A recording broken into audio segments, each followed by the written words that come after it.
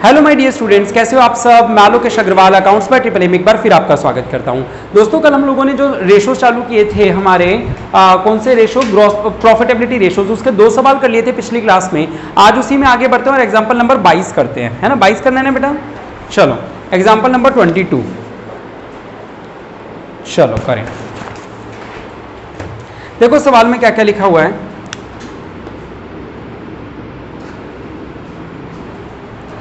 From the following information of a company calculate GP ratio, operating profit ratio और net profit ratio. बेटा 3 ratio पूछे, पहले एक बार formula लिख दें। पेपर में सवाल पूरा नहीं भी हो तो क्या करना है, सबसे पहले पूनम फार्मूला लिख के आना है। Gross profit upon net sales into 100, जगह खाली छोड़ी।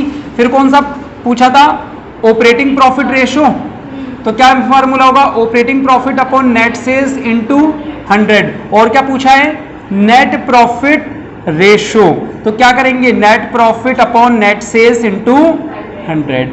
अब सवाल में क्या क्या डाटा गिवन है वो एक बार मेरे को बता दो ताकि मैं यहाँ लिख लूँ तो ज्यादा सही। हाँ, 1,20,000, 2 lakh, purchase 8,40,000, wages 56,000, carriage inward 16,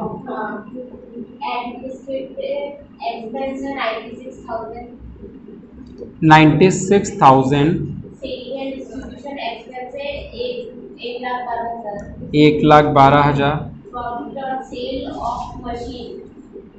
रुको लिख लेता हूँ, profit on sale of machine कितनी, 1,12,000। हाँ, नॉन ऑपरेटिंग एक्सपेंस कितने, 30। हाँ, टैक्स 50,000। बस,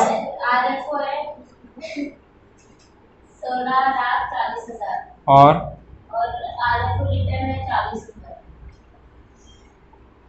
खत्म। चलो कोई बात नहीं, सवाल में 3 चीज। हाँ पूछो, कहाँ गई। हाँ हो गया, कर गया टेबल।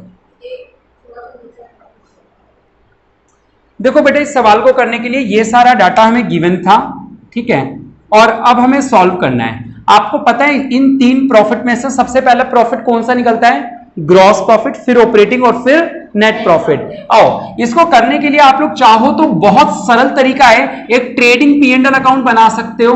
मैं 2 तरीकों से सवाल करके दिखा रहा हूं। ट्रेडिंग अकाउंट 11th क्लास में सीखा था ट्रेडिंग अकाउंट। यहां लिखते थे टू ओपनिंग स्टॉक, हाँ या ना। ओपनिंग स्टॉक कितना है, 1,20,000। क्लोजिंग स्टॉक है 2 लाख का, तो यहां लिखते थे बाय क्लोजिंग स्टॉक कितने रुपए बेटा, 2 लाख। याद आ रहा है किसी को। चलो फिर सेल्स नीचे दे रखी है, यहां क्लोजिंग स्टॉक से ऊपर आती थी सेल्स, बाय सेल्स अंदर लिखेंगे वैल्यू 16,40,000।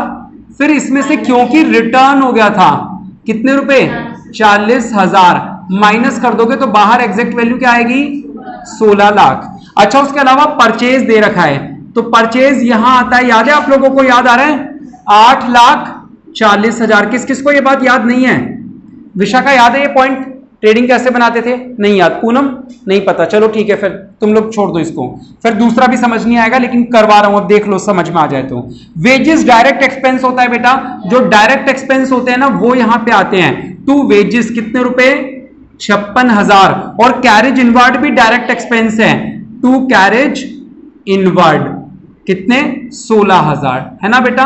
आपको बता दूं ये 2 चीजें जो होती हैं ये डायरेक्ट एक्सपेंस होते हैं। कौन से एक्सपेंस, डायरेक्ट, जो ट्रेडिंग में आते हैं। फिर इसकी बैलेंसिंग फिगर निकालते हैं, 16 और 2 कितना हुआ, 18 लाख। यहां पे भी कितना लिखेंगे, 18 लाख। माइनस करो, 000, 6 और 6 12, और 8 20, 2 और 2 4 और 4 8 और 5 13, और 1 14, और 6 20, 2 और 1 3 और 8 11, और 7 18, 7,68,000 जो बैलेंस बचता है इस वाले अकाउंट में उसे बोलते हैं ग्रॉस प्रॉफिट कैरिड डाउन। अगला अकाउंट कौन सा बनता है, P&L अकाउंट बनता है। और ये P&L अकाउंट में इस तरफ आ जाता है by gross profit brought down, 7,68,000 रुपए। ये आप लोगों को 11th क्लास में सिखाया गया था, जहां प्रमोट होके पास हो गए थे, है ना। चलो कोई बात नहीं।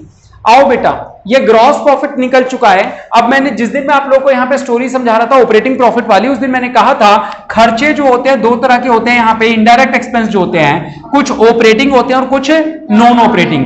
बेटा एडमिनिस्ट्रेटिव यानी बिजनेस की डे टू डे एक्टिविटी से रिलेटेड है, जो बिजनेस में करना जरूरी है, एडमिनिस्ट्रेटिव एक्सपेंसेस, तो ये हमारे ऑपरेटिंग एक्सपेंस कहलाएंगे। कितने? 96,000। Selling and distribution expense 1,12,000। और कोई दे रखा है क्या? प्रॉफिट है, नॉन ऑपरेटिंग, ये नॉन ऑपरेटिंग इनकम है बेटा। जब हम किसी एसेट को बेच के जो पैसा कमाते हैं वो हमारी डे टू डे एक्टिविटी नहीं होती कि बिल्डिंग को बेच के पैसा कमा लिया।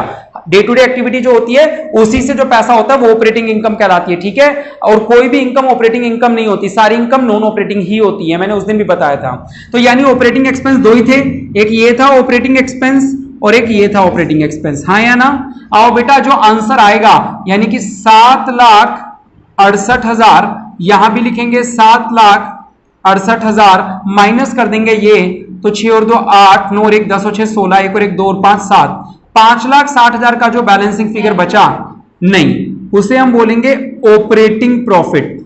क्या बोलेंगे? क्योंकि हमने जो खर्चे माइनस किए हैं वो कौन से वाले किए हैं? अभी केवल ऑपरेटिंग एक्सपेंस।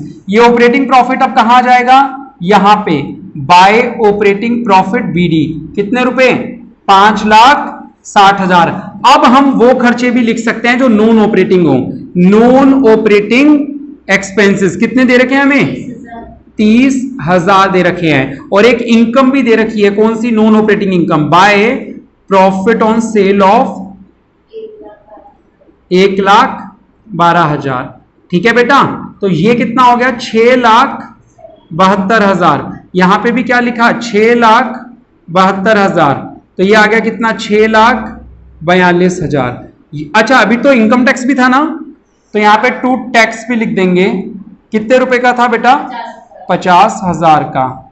तो ये हो जाएगा 5,92। एक बार चेक कर लो बुक में, 5,92 ले रखा है ना? हाँ सही है। चलो, तो ये हमारा जो निकलेगा वो क्या कहलाएगा? To net profit. और ये बात समझ में बेटा? ये वाले जो खर्चे थे इनको ऑपरेटिंग एक्सपेंस बोलते हैं, ये जो खर्चे थे इनको नॉन ऑपरेटिंग एक्सपेंस बोलते हैं, ठीक है। और ये जो निकला इसको बोलेंगे नेट प्रॉफिट। सबसे पहले कौन सा प्रॉफिट निकलता है? फिर जो प्रॉफिट निकला उसको क्या पुकारते हैं? Operating profit. और लास्ट में जो निकलता है वो नेट प्रॉफिट। आ रहा है समझ? ठीक है। ग्रॉस प्रॉफिट निकालने से पहले जो खर्चे माइनस होते हैं उनको कौन से एक्सपेंस बोलते हैं? डायरेक्ट। और यहां जो ऑपरेटिंग प्रॉफिट से पहले होते हैं वो ऑपरेटिंग एक्सपेंस, और नेट प्रॉफिट से पहले नॉन ऑपरेटिंग एक्सपेंस, ठीक है। अब इन सब की वैल्यूज हमें पता है तो हम यहां पे ऑलरेडी पुट कर सकते हैं, इसको कोई दिक्कत नहीं आएगी। जैसे कि यहां ग्रॉस प्रॉफिट कितना था? 7,68,000। नेट सेल्स कितनी थी? 16 लाख इंटू 100। सॉल्व कर दूं? 16 चौक 64, बचा कितना? 12। कितना आ जाएगा बेटा? देखने एक बार कितना आ रहा है। 16 चौक 64 बचा 12, 16 5 16 6 96, 16 7, हाँ बोलो 48 आ रहा है एग्जैक्ट। 48, 8 6 48, 4, हाँ बिल्कुल सही, 48%। ऑपरेटिंग प्रॉफिट कितना निकाला हमने? 5,60,000। सेल कितनी थी? 16 लाख। 16 चौक 64 होता है, 16 तिया 48, बचा 8, 16 पंजे 80, 35%। और नेट प्रॉफिट कितना निकला था? 5,92,000 डिवाइड बाय 16 लाख इंटू 100। 16 तिया 48, ठीक है, 16 तिया 48, बचा कितना बेटा? 11, 112। 112 कितने पे आएगा? 7 पे, 37%। मैच कर लो। तो बेटा ये जो मैंने ये निकाले gross profit, operating profit, net profit, ये निकालने के लिए एक तरीका तो ये कि ये बना लो, या फॉर्मूले वाइज तरीका। तो मैं यहां पे यही 3 चीजें निकालने का वो तरीका दिखा रहा हूं जो फॉर्मूले वाइज तरीका है। जिसको ये ट्रेडिंग P&L आते हैं उसके लिए सबसे सरल तरीका होगा। बाकी किस तरीके से फॉर्मूले से निकालते हैं जो आपने याद किए हुए हैं। बेटा सबसे पहले ग्रॉस प्रॉफिट निकालना है। याद है ग्रॉस प्रॉफिट का फॉर्मूला? RFO माइनस कोरफो। RFO का मतलब होता है नेट RFO, यानी कि 16,40,000 माइनस 40,000। कोरफो ओपनिंग इन्वेंट्री। बेटा ओपनिंग इन्वेंट्री कितनी है?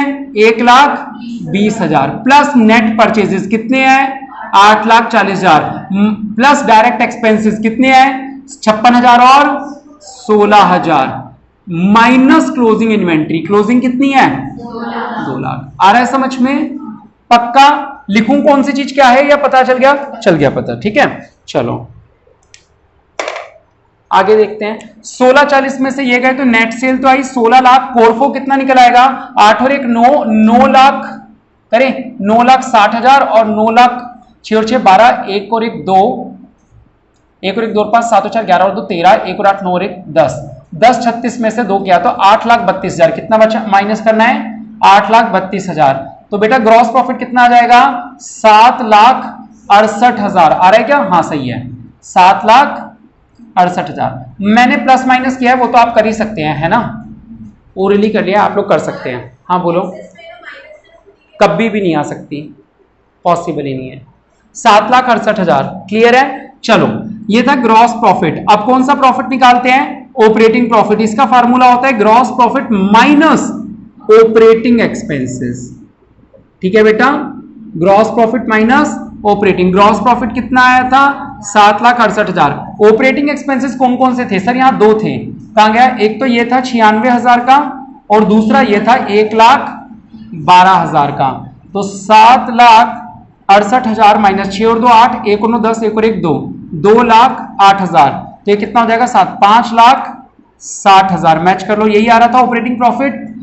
ठीक है। तीसरा नेट प्रॉफिट। नेट प्रॉफिट का फार्मूला क्या लगाओगे? Operating profit minus non operating expenses, लेकिन इसमें एक और चीज जोड़ोगे क्या? Non operating income. क्लियर है बेटा? तो ऑपरेटिंग प्रॉफिट कितना आया है 5,60,000 माइनस नॉन ऑपरेटिंग एक्सपेंस। सवाल में ये दे रखे 30,000 ये रे, है ना, और टैक्स भी तो था ना बेटा, तो टैक्स था 50,000 और नॉन ऑपरेटिंग इनकम कितनी दे रखी है 1,12,000। आ रहा है समझ में?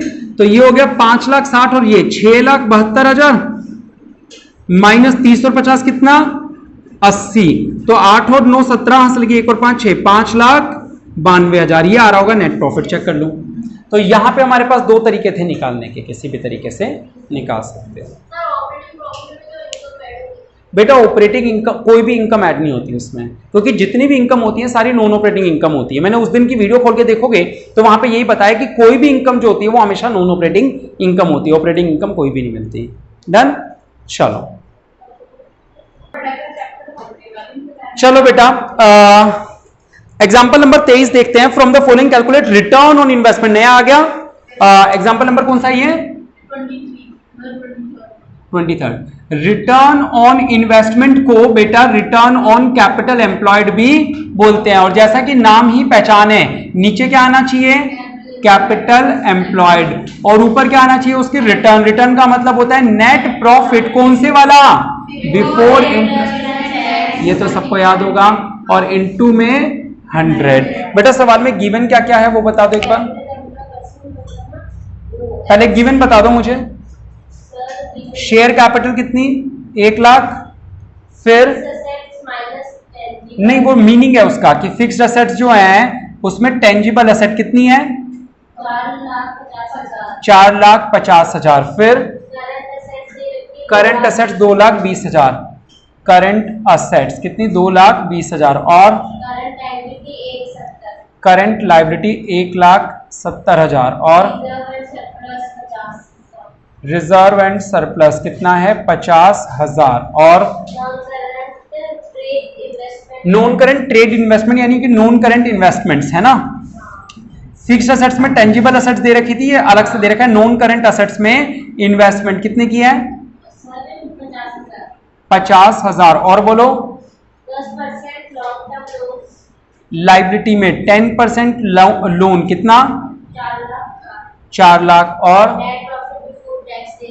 डायरेक्ट दे। अच्छा बिफोर टैक्स लिखा हुआ है 1,80,000। याद रखना कि ये क्या दे रखा है।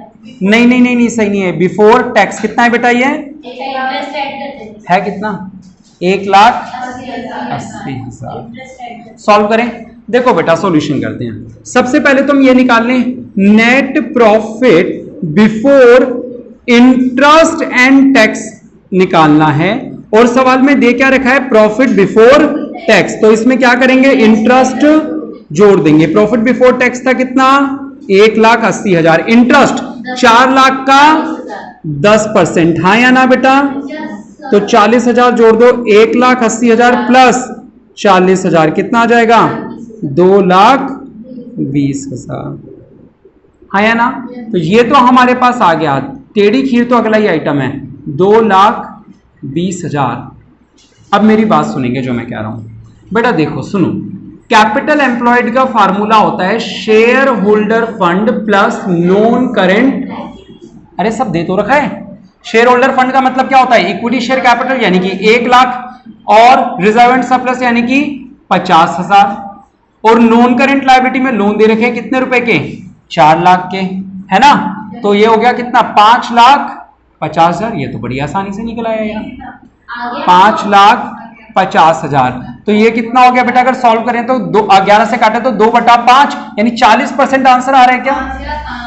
ये तो बेकार में असेट साइड की चीजें, ये जो असेट साइड की चीजें थी ना, ये उलझाने के लिए थी, यूजलेस। मुझे तो लग रहा था असेट वसेट से निकालना पड़ेगा, फिर मैंने देखा यार लोन वोन सब दे तो रखा है कुछ करने में। हाँ मुझे लगा टेढ़ा बेढ़ा करके निकालना होगा, फिर देखा तो सब कुछ तो दे रखा है सवाल में। कितना आसान सवाल था ये तो, बच्चा सवाल, 40% आंसर आ गया। चलो ये टॉपिक खत्म हो गया ना, इन्वेस्टमेंट एनालिसिस रेशो। ठीक है, नहीं पागलो, या अच्छा या तो तुम लोग उससे कर लो सवाल फिर। चलो ठीक है, फिर प्रैक्टिस के लिए सवाल देता हूं। आज के लिए इतना ही। कैसे रही क्लास? लाइक और कमेंट करके जरूर बताएं। बहुत बहुत शुक्रिया। जय हिंद, जय भारत।